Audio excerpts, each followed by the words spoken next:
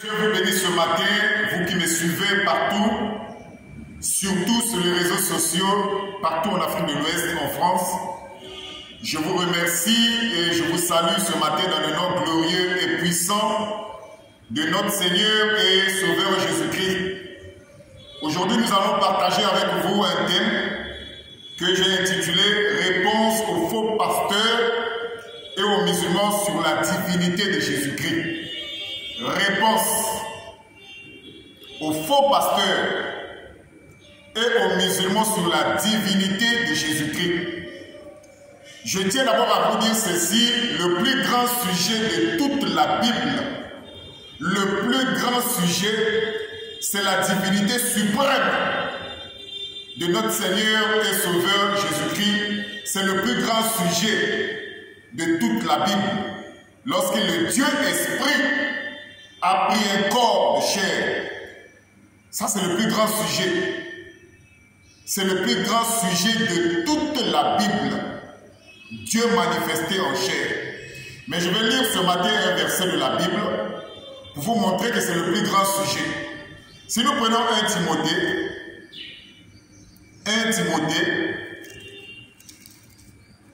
nous prenons 1 Timothée,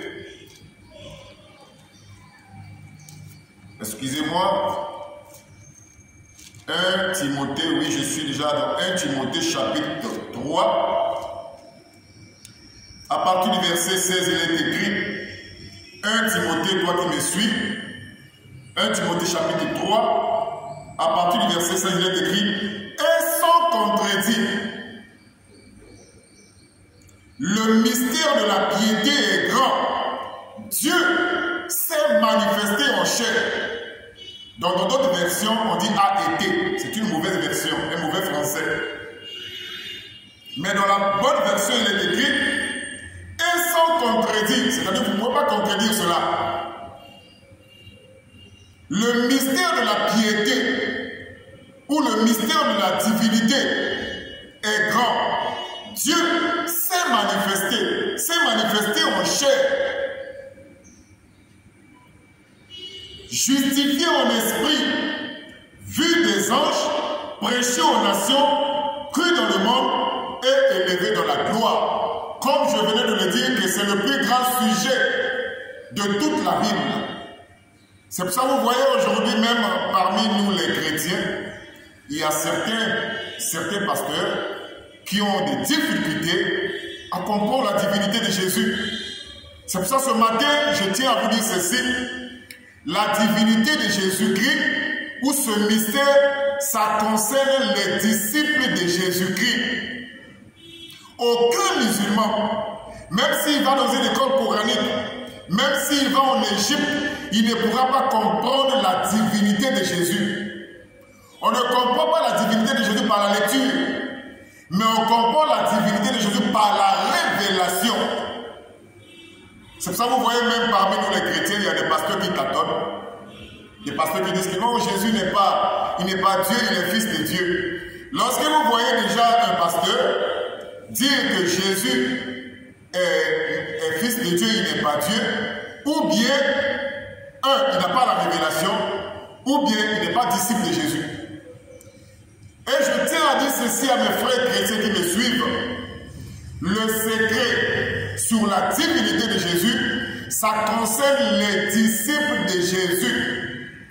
Lorsque vous faites un débat avec quelqu'un sur la divinité et que vous voyez qu'il a des difficultés à comprendre ce que vous dites, mon frère, arrête. Il n'est pas disciple ou il n'a pas encore la révélation. C'est pour ça que je vais vous lire une écriture pour vous montrer que le problème de la divinité, ça ne concerne pas tout le monde. Ça concerne les disciples de Jésus-Christ. Ésaïe, chapitre 8. Regardez, tout le secret sur la divinité de Jésus se trouve dans ce passage que je vais lire.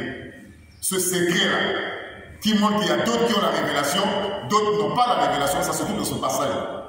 Ésaïe, chapitre 8, à partir du verset 13.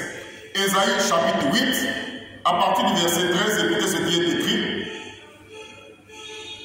C'est l'Éternel des armées que vous devez sanctifier Donc vous ne devez pas sanctifier n'importe qui. C'est l'Éternel des armées que vous devez sanctifier. C'est lui que vous devez craindre et redouter. Ah, donc celui que nous devons craindre, c'est Dieu. Et il sera un sanctuaire au futur. Regardez comment c'est écrit. L'Écriture déclare que l'Éternel des armées sera un sanctuaire. On s'arrête d'abord ici. Que veut dire sanctuaire? Du point de vue du dictionnaire, un sanctuaire, c'est un mot qui vient du latin sanctuarius, de sanctus, qui veut dire saint. Donc le mot sanctuaire, ça peut être aussi un édifice religieux ou lieu saint en général. Même un bâtiment sacré peut être aussi appelé sanctuaire. Vous pouvez trouver ça dans la Bible, je crois. J'ai mentionné ça quelque part. Vous pouvez trouver le mot sanctuaire dans le livre des Psaumes 28, à partir du verset 2. Les Psaumes 28, à partir du verset 2, vous allez voir que le mot sanctuaire est en rapport avec le temple. Donc la Bible dit ceci, je continue la lecture, que c'est l'Éternel des armées que vous devez sanctifier. L'Éternel des armées, c'est Dieu. C'est lui que vous devez craindre et redouter. Et il sera au futur un sanctuaire. Donc l'Éternel des armées, il sera un sanctuaire, il sera un temple. Ça réjouit ce que Jésus avait dit, n'oubliez pas. Dans Jean chapitre 2, je crois à partir du verset 23, si je ne me trompe pas, Jésus pouvait dire aux Juifs, détruisez ce temple et en 3 jours je les relèverai. Nous croyons qu'après la résurrection, les disciples ont compris que Jésus parlait du temple de son corps. Donc ici la Bible dit, l'Éternel des armées sera un sanctuaire, c'est-à-dire il sera un temple, mais aussi une pierre d'achoppement et un rocher de scandale pour les 2 maisons d'Israël. Un filet et un piège pour les habitants de Jérusalem. Plusieurs trébucheront. Donc lorsque l'Éternel des armées sera dans un temple, va prendre une forme, plusieurs vont trébucher. C'est ce que nous voyons aujourd'hui. Ils tomberont et se briseront. Ils seront enlacés et pris. Maintenant, regardez le secret. Le verset 16. Enveloppe cet oracle et scelle cette révélation parmi les disciples. Donc, lorsque le Dieu véritable, lorsque l'Éternel des armées sera dans un temple, il va prendre une forme. La Bible dit que cette révélation-là sera fermée parmi les disciples. C'est-à-dire la révélation sur la divinité de Jésus-Christ, ça concerne les disciples de Jésus. Ça veut dire qu'aucun musulman, même s'il va étudier en Égypte ou en Arabie Saoudite, ne peut percer ce mystère. Ce mystère concerne les disciples. Ça ne concerne pas tout le monde. C'est pour ça que Jésus, lorsqu'il était sur la terre, dans Matthieu chapitre 11, à partir du verset 25 jusqu'au verset 26, Jésus avait dit ceci, je te loue, Père, Seigneur du ciel et de la terre, de ce que tu as caché ces choses aux sages et aux intelligents, mais de ce que tu les as révélées aux enfants. Et il s'exclame, il dit, oui Père, je te loue de ce que tu l'as voulu ainsi. Donc que cela soit caché aux uns et révélé aux autres. Vous voyez? Donc le mystère, ce secret sur la divinité, ça ne concerne pas tout le monde. C'est pour ça que vous voyez aujourd'hui beaucoup de gens, des soi-disant pasteurs. Moi je les appelle des soi-disant pasteurs qui disent que non, Jésus n'est pas Dieu, Jésus n'est pas le Dieu véritable manifesté en chair. Lorsqu'un pasteur dit ça, il y a 2 choses. Ou bien il n'a pas la révélation, ou bien il n'est pas disciple de Jésus-Christ. En ce qui concerne les musulmans, ils peuvent même aller étudier en Arabie Saoudite, ils peuvent même faire tous les cours bibliques, ils peuvent même étudier la Bible, ils n'auront rien que du papier entre les mains. On ne peut pas connaître Jésus-Christ juste en lisant, mais on connaît Jésus par la révélation. Et nous vous disons ceci, le Yahweh de l'Ancien Testament, c'est Jésus dans le Nouveau Testament. C'est pour ça que moi j'ai toujours dit ceci. Le jour qu'un musulman tentera de venir faire un débat avec moi sur la divinité de Jésus, il sera humilié. Parce que dans la Bible, il n'y a pas seulement la divinité de Jésus, il y a aussi l'humanité de Jésus. Le Jésus homme, c'est aussi dans la Bible. Et ce sont des passages que nos amis musulmans ont souvent l'habitude d'exploiter. Voyez-vous? Donc le problème sur la divinité de Jésus, ça concerne les élus. Ça concerne les disciples de Jésus-Christ. Et ne soyez pas surpris, vous mes frères qui me suivez.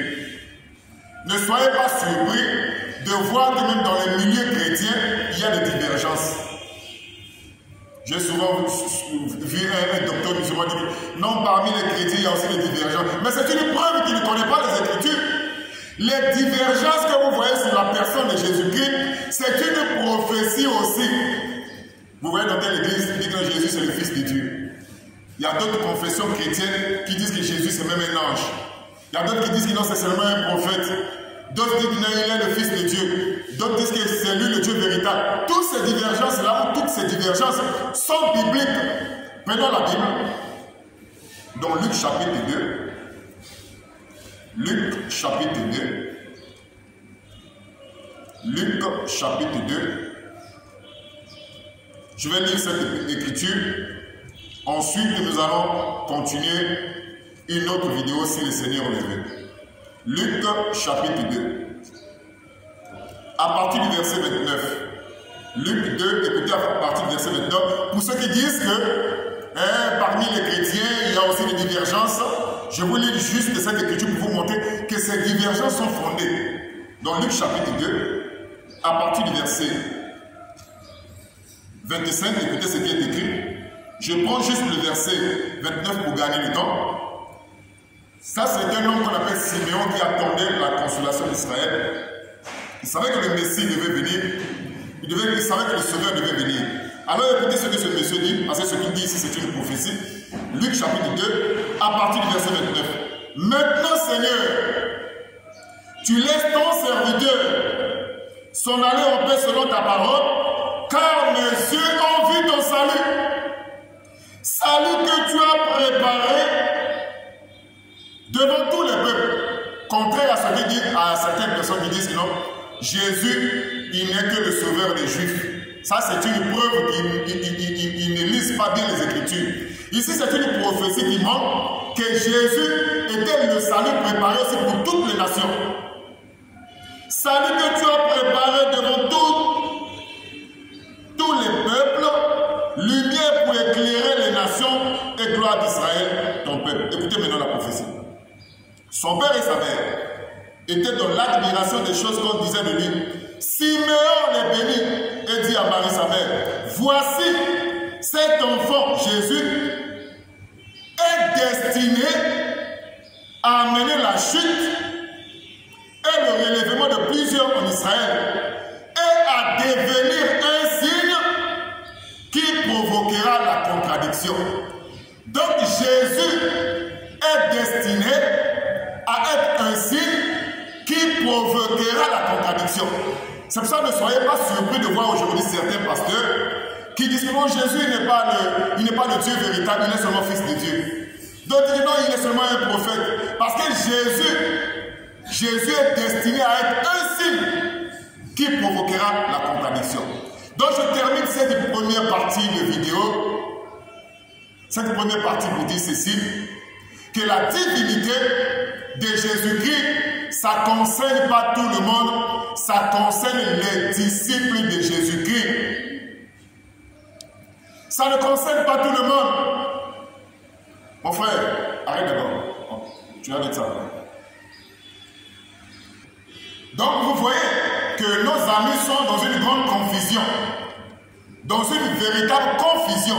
Et ce matin, je tiens à dire ceci, la divinité de Jésus-Christ, ça ne concerne pas tout le monde. C'est un mystère qui concerne les disciples.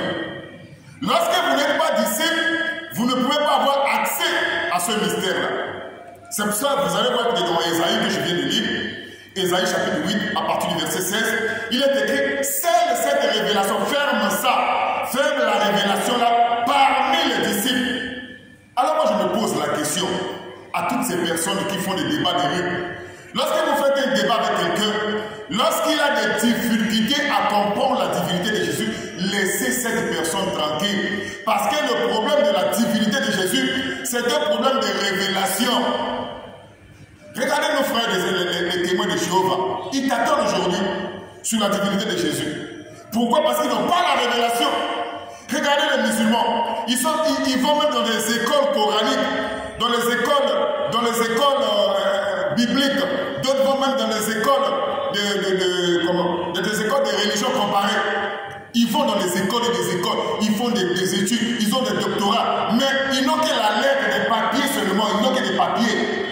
La révélation sur la personne de Jésus, tu ne peux pas connaître ça avec les papiers. C'est bien de lire la Bible. Tu peux lire la Bible et ne pas avoir la révélation. Tu peux lire la Bible, toute la Bible, là, tu peux lire la Bible et mémoriser même les versets sans avoir la révélation de qui est Jésus. Mais ce matin, nous te disons ceci, que la divinité de Jésus, c'est dans la Bible. L'humanité de Jésus, Jésus homme, c'est aussi dans la Bible. C'est pour ça, moi, lorsque quelqu'un tente, lorsqu'un musulman va tenter de venir faire un débat avec moi sur la divinité, je vous dis, il sera humilié. Parce qu'eux, ils ont souvent l'habitude d'utiliser certains versets de la Bible. Par exemple, je donne un exemple où Jésus dit, je ne suis pas venu faire ma volonté, mais la volonté de celui qui m'a envoyé. C'est vrai, le verset est vrai, nous disons Amen. Mais ce verset parle de l'humanité de Jésus. Donc il y a dans la Bible des passages qui parlent de l'humanité de Jésus. Il y a aussi dans la Bible des passages qui parlent de la divinité de Jésus. Et je te dis ceci pour terminer, que le Yahweh de l'Ancien Testament, c'est Jésus dans le Nouveau Testament. Jésus-Christ était 100% homme et il était 100% Dieu. Que le Seigneur vous bénisse.